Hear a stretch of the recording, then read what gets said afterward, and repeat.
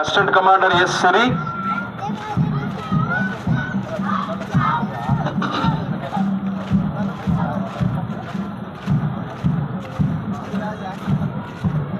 గురుకులం boys commander T Naga Chaitanya, assistant commander M Selvan Kumar Naik,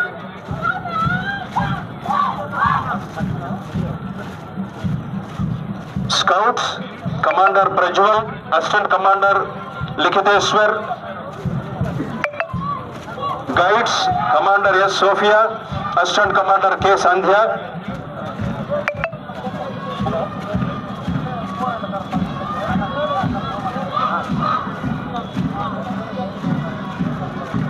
హోంగార్డ్స్ commander Siraj Basha, assistant commander HD Marenna, అలాగే home guards commander H Narayana Swamy. ఆ బృందం ఆ తర్వాత జిల్లాలో 4400 మంది